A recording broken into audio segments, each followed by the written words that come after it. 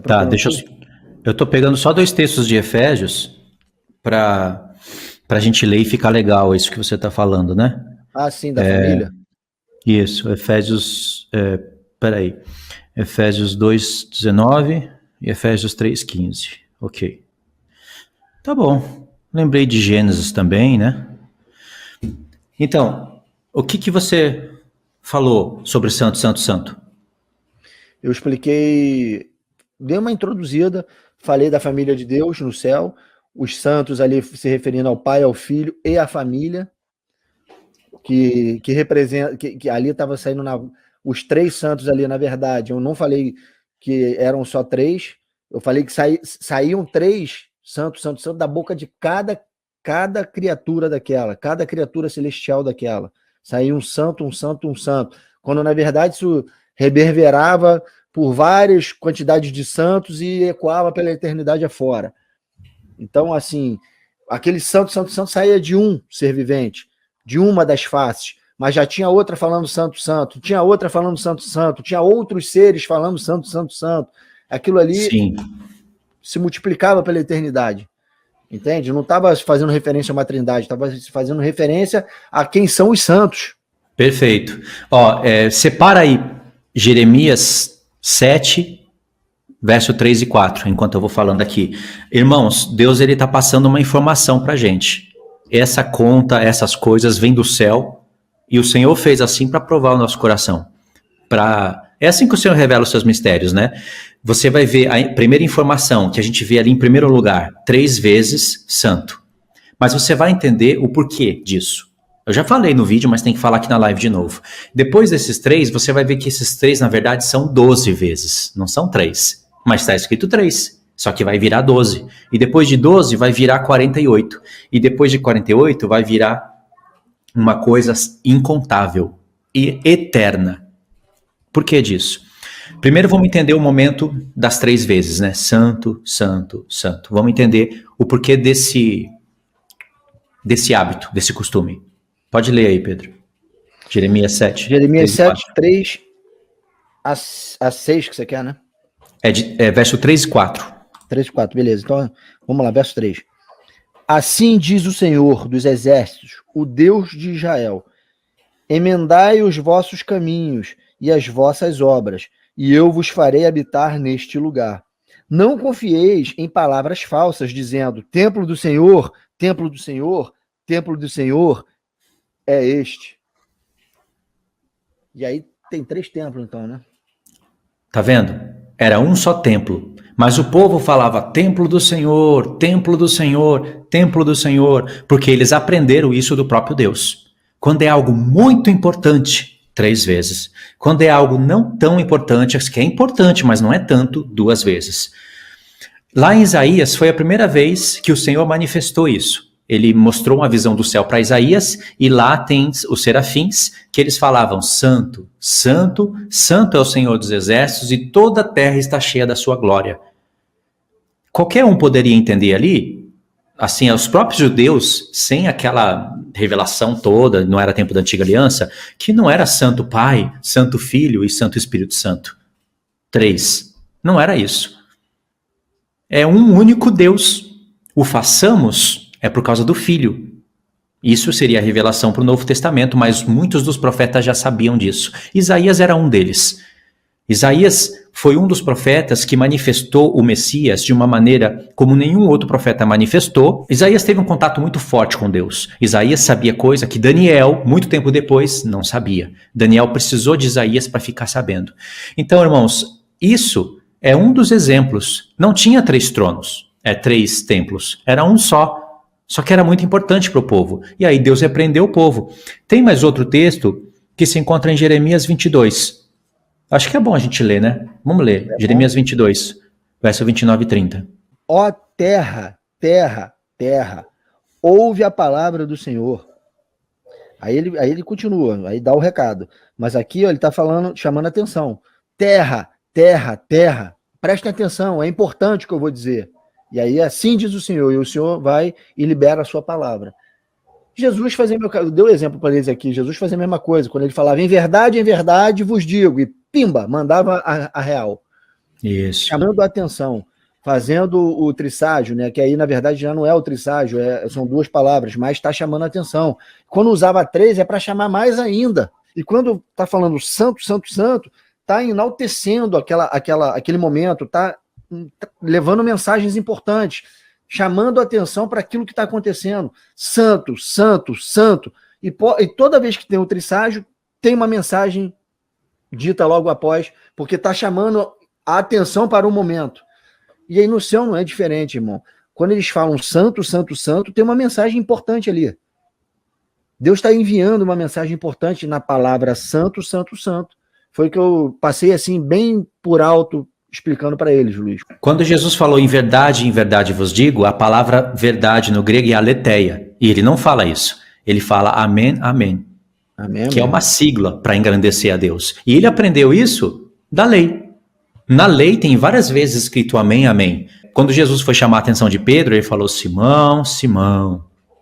2 vezes. Tipo, Simão, Simão, toma cuidado. Satanás estava querendo peneirar você, como trigo. Mas eu intercedi por você. Quando Jesus disse que falarão para ele, né? Senhor, Senhor. Não são 2. É um só, vai falar para ele. Senhor, Senhor. Verdade. Não é? E tem, então, essas são as 2 vezes, e tem mais exemplos. Agora, as 3 vezes, tem esses exemplos, tem mais 2 textos que não vamos ler para resumir. Agora pensa, se cada um dos 4 seres viventes estão falando santo, santo, santo, aí você pensa, são só 3 vezes. Não é. É cada um dos 4 falando 3. Já dá 12. Fazendo uma menção ao povo de Deus. Agora, quando você olha para os detalhes dos querubins, vocês vão... Aí a gente tem que... Quando você olha para os detalhes deles, vocês vão ver que cada um tem 4 faces.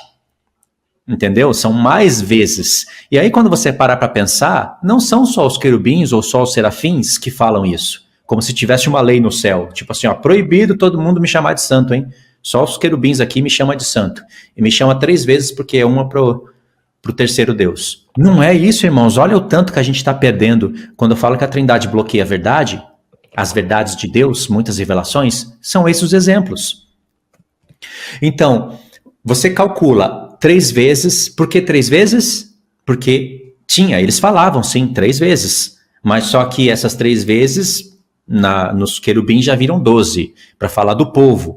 O trabalho que Deus vai fazer no seu povo, a santificação no seu povo, porque o santo dos santos, de todos os santos, será ungido. E depois você calculando isso, você sabe que os arcanjos... Ó, eu separei aqui, vamos olhar a família do céu e a família da terra. A família do céu, eu separei aqui 7 categorias, falo assim porque eu creio no livro de Enoque, né? Então, se eu creio no livro de Enoque, então eu creio nas categorias de arcanjo, que pela nossa Bíblia só existe um arcanjo, que é o arcanjo Miguel. Mas no livro de Enoque falam de 7 arcanjos. Então eu acredito. Porque se fosse somente pela nossa Bíblia, eu teria que acreditar, pela comparação dos textos, que o arcanjo Miguel é Jesus. Porque a comparação é muito forte. Só que como eu sei que existe mais arcanjo, na Bíblia Católica, nos 7 livros da Bíblia Católica, tem um outro arcanjo. Só que o livro de Enoque completa falando de 7. Então eu acredito que sim, o arcanjo Miguel é um homem... É um varão, é chamado de varão também. Ele é uma pessoa que ele tem... Não é uma pessoa de carne e sangue, né? Mas ele é um ser que ele é muito semelhante a Jesus. Por isso, as grandes comparações. Então, a gente tem o Pai, que é o cabeça de todos. Número 2, o Filho, que é um com o Pai. Terceiro, nós temos os querubins. 4, os serafins, que vocês vão ver que não são os mesmos. 5, os 24 anciãos. 6, os 7 arcanjos. E 7, todos os anjos. Então são 7 categorias, todas família do céu. O Espírito Santo emana em tudo lá. Todos têm o Espírito Santo. Aí isso é a família do céu. Quando falamos da família da terra, aí nós estamos falando do nosso tempo agora, do milênio e da eternidade. Do nosso tempo agora, você sabe, o Espírito Santo está sendo derramado em toda a carne, mas ainda não toda a carne tem o Espírito Santo. No milênio, toda a carne terá o Espírito Santo. E na eternidade, tudo isso se planifica. Aí, para a gente entender isso, como isso é verdade, não é invenção minha, o apóstolo Paulo fala em Efésios 2, diz assim: porque por ele ambos temos acesso ao Pai, em um Espírito. Olha só, já tudo confirmando tudo que a gente tem falado. E assim já não sois estrangeiros e peregrinos, mas concidadãos dos santos e sois da família de Deus. Agora nós pertencemos àquela família do céu. Não é o tempo ainda de nós nos unirmos. No milênio nós já vamos ter acesso lá ao céu, para se cumprir lá os textos de Apocalipse 7, Apocalipse 14. Mas já fazemos parte da família do céu. E aí ele vai falar daqui, ó, ele vai falar no verso 20, edificado sobre o fundamento dos apóstolos e dos profetas, sendo ele mesmo Cristo Jesus a pedra angular, no qual todo edifício bem ajustado cresce para santuário dedicado ao Senhor. Aqui ele está falando daquele santuário que começou a ser edificado lá no templo do sumo sacerdote Josué e de Zorobabel, e que dá início à linha das 70 semanas e que termina num templo espiritual. No final das 70 semanas. Aí o santo de todos os santos é ungido. Jesus se torna rei de toda a terra. Ele já é rei dos reis e senhor dos senhores, mas ele ainda não assumiu o seu poder. Lá no toque da última trombeta diz que ele acaba assumindo o seu poder e passando a reinar. Aí, diante de todos os homens da terra, ele é considerado rei. Ainda ele não é considerado. Ele já é para nós pela fé. A gente sabe que isso vai acontecer. Aí diz aqui, no qual também vós juntamente estáis sendo edificados para a habitação de Deus pelo Espírito. Aí o capítulo 3, ele é um pouco mais específico, ele é um pouco mais claro. Verso 14. Por esta causa me ponho de joelhos diante do Pai. Aí, Pedro. Paulo fala, aqui no contexto que eu não vou ler, ele fala que ele orava pela igreja para que a igreja entendesse o seu chamamento. Ele fala isso aqui, fala em outros lugares, que ele orava pela igreja para ela entender qual é a grandeza do seu chamamento e receber espírito de sabedoria e de revelação. Isso é o que está no contexto aqui. Aí ele fala, por esta causa eu me ponho de joelhos diante do Pai. Não é gemidos inexprimíveis? Tá aí, tá aí. É o que a gente tem que fazer também. E qual causa? Era a causa para que a igreja entendesse as duas casas de Israel. Essa é a causa que ele fala. Eu expliquei o mistério, eu expliquei resumidamente, anteriormente, no capítulo 2, que ele está falando que Deus fez de ambos os povos um, anulou a inimizade pela cruz uniu. Por esta causa ele orava. Ó, de quem toma o nome toda a família, tanto no céu como sobre a terra. Para que, segundo a riqueza da sua glória, vos conceda que sejais fortalecidos com poder, mediante o Espírito, no homem interior. Jeremias 31. Para que as leis de Deus que estavam em tábuas de pedra fossem postas na nossa mente. E assim, habite Cristo no vosso coração pela fé, estando vós arraigados e alicerçados em amor, a fim de poderdes compreender com todos os santos qual é a largura, o comprimento, a altura e a profundidade. E conhecer o amor de Cristo. Então, é por isso que ele orava. Então, ele falou de toda a família que há no céu e na terra. Nós sabemos a família, quais são essas famílias que há no céu. E também sabemos quais são as famílias que há na terra. Deus prometeu para Abraão que todas as famílias da terra seriam benditas. Ainda não se cumpriu. Vai se cumprir no milênio. Não é, Pedro? Verdade. Plenamente no milênio. É isso e aí. o que os serafins estão falando em Isaías 6, eles estão profetizando algo que vai acontecer no milênio. O que os querubins fazem, eles estão falando algo que acontece no nosso tempo. Eu pensava, o Pedro também pensava, que querubins e serafins eram a mesma coisa, porque quando você lê Isaías 6, Ezequiel 1 e Ezequiel 10, mais ou menos assim, lê por cima, e chega lá em Apocalipse 4, você vai ver que tem uma mistura de querubins e serafins ali naquela exposição. É isso, parece uma mistura. Então, para simplificar, você fala, é a mesma coisa, mas não é. E quando você começa a entender que não é, aí você começa a entender as funções. Irmãos, é muito lindo, porque quando você pensa nisso, medita nisso, se cumpre o que Paulo falou em Colossenses 3. Ele falou, se vocês ressuscitaram com Cristo, pensa nas coisas que são do alto, onde Cristo está assentado. E Cristo está sentado num trono que estava representado na Arca da Aliança, onde tinha querubins. E se eu penso nisso, eu penso então na sexta festa, que é a expiação. Então, se eu penso nisso, o próprio Apocalipse viria para nos falar dessa expiação no toque da última trombeta. Então, tem trombetas de expiação. Então, eu penso nisso, o céu, eu penso nos tabernáculos. E quando eu penso em tudo isso, irmãos, isso é um campo de força que nos protege dos ataques desse mundo. Você fica fortalecido. Você vai dormir pensando nisso. Se você não pensa nisso, você vai dormir pensando num filme ou num seriado ou em coisas da vida, que inevitavelmente a gente está pensando. Mas isso é uma proteção do Senhor, e isso é vida de ressurreição. E pensando nisso, você encontra força para você viver como o apóstolo Paulo está falando no contexto de Colossenses 3. Para não roubar mais, para não mentir mais. Ou seja, os mandamentos de Deus sendo postos na mente do homem. Então é muito importante, né? É muito importante pensar sobre isso e entender sobre isso. Então a gente pode falar agora, ler alguns detalhes sobre os... Já falou os ofícios dos anjos aí. A gente deu uma pesquisada, irmão, falando sobre essas coisas. A gente primeiro tem que tentar diferenciar querubim e serafim, né? Existem textos para mostrar isso, né? Existem evidências na palavra de Deus da diferença entre um ser e outro. Todos são seres viventes, tá? A gente tem na nossa cabeça 4 seres viventes, né? A gente fica, são 4 seres viventes. Mas Deus considera ser vivente não só querubins. Tem horas que você vê serafins como seres viventes, tá? São seres que possuem rosto de homem, possuem rosto de arcanjo, de querubim, possuem rosto de novilho.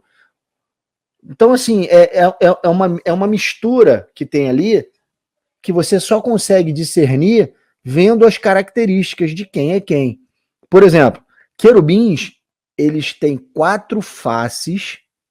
Olha só, é um pescoço, 4 faces e 4 asas.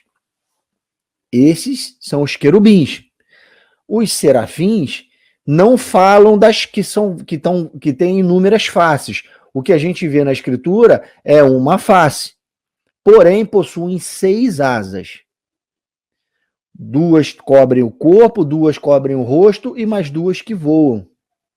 Essas são características de serafins. Serafins são incandescentes. Estão pegando fogo. Os querubins, eles têm o aspecto de carvão em brasa. É aquele vermelho da chama, aquela coisa que emana calor, sabe? São aspectos diferentes.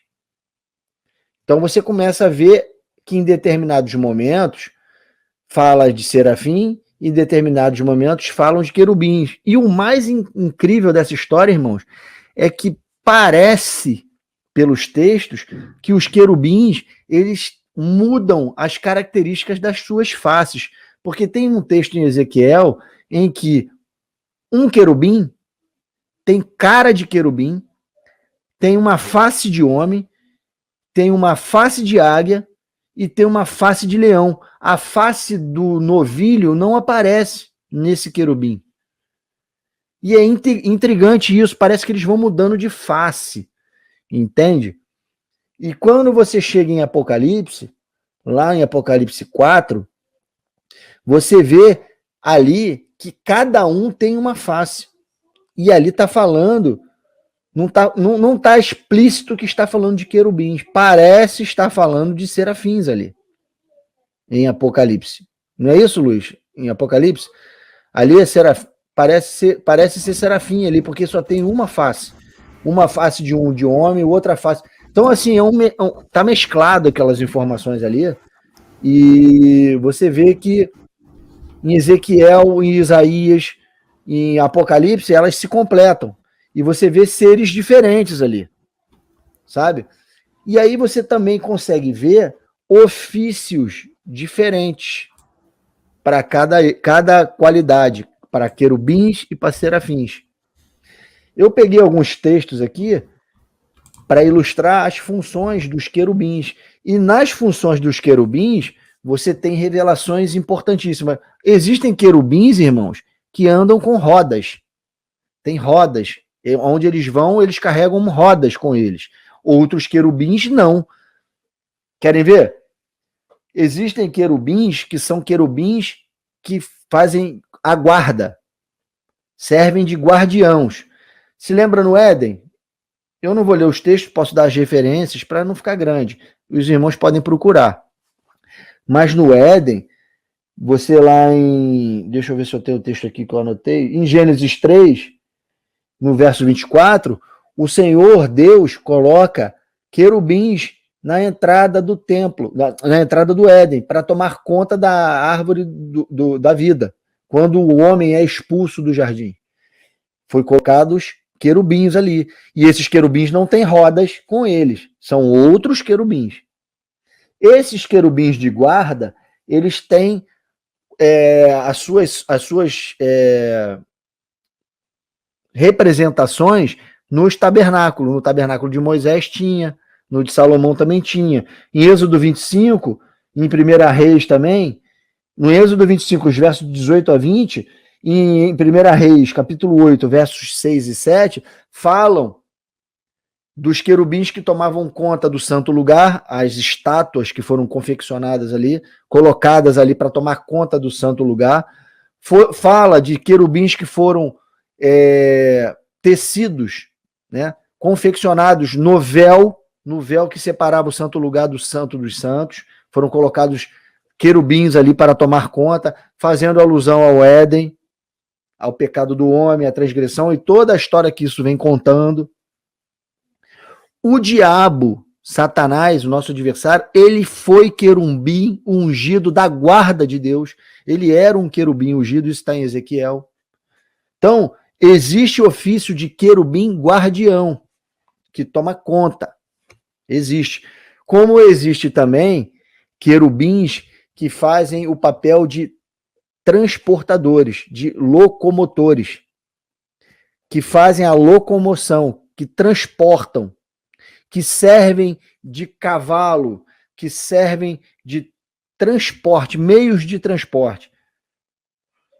Irmãos, quando você entende isso, começa a trazer à memória textos de Apocalipse que o Senhor Jesus vem montado num cavalo branco. Irmão, é figura de linguagem? Será que tem cavalo no céu? Será que Jesus vem montado num cavalo mesmo? Será que é isso que o texto fala? E será que esses cavalos são os cavalos que vão ser encontrados com o nome santo ao Senhor, lá em Ezequiel? Será que é isso mesmo? Ou será que esses cavalos tá falando de uma outra coisa? Eu já cheguei aqui, Luiz, na parte dos querubins cavalgando, mostrando que Deus ele se utilizava dos querubins como meio de transporte, para puxar, para carregar a sua arca e traduzir trazendo a sua glória. Expliquei para eles que Deus não precisava, nem precisa disso para se movimentar, como ele não precisa de muitas outras coisas, mas que ele usa para dar sinais e recados. Então, assim, você consegue ver os querubins e as rodas transportando Deus no rio Quebar. Depois, lá em Ezequiel, de novo, lá no finalzinho, antes da construção do templo, da construção do templo, de Ezequiel ver o templo construído, e o Espírito, a glória de Deus entra pela porta do Oriente, ele vê de novo a glória de Deus vindo por querubins, acontecendo aquilo ali. Então, vários momentos de Ezequiel, querubins trazem a glória de Deus no seu trono. E tudo isso é mostrado na Arca da Aliança de forma esquematizada. E aí, a gente pode entrar, Luiz... Não, eu queria só falar mais uma coisinha antes de a gente entrar na Arca propriamente dita, para mostrar os elementos da Arca ali. Eu mostrei aqui para eles de uma forma bem rápida e resumida a realidade da Arca da Aliança, com o trono de Deus, o mar de vidro, os 4 seres viventes carregando com as suas rodas, transportando a carruagem de Deus, como se fosse uma carruagem de Deus ali, né? E eles como cavalos, né? Porque Deus, eu li no Salmo 18, Deus cavalgava no querubim. Irmão, eu meditei nisso há muito tempo atrás, e para mim faz todo sentido Cristo vir montado em querubim. Esse cavalo branco é querubim. Ele vem nas asas do querubim e toda a igreja virá junto. Por isso Cristo vem com miríades e miríades de anjos na sua vinda. E a igreja vai montar querubins junto com Cristo. E vamos para a batalha do Armagedon chegando em cavalos. Cavalos são anjos, são querubins alados que nos carregarão para tomarmos posse do reino. Eu enxergo desta maneira e tenho base bíblica para provar isso. Porque o próprio Pai fazia desta forma e usava os querubins como meio de transporte.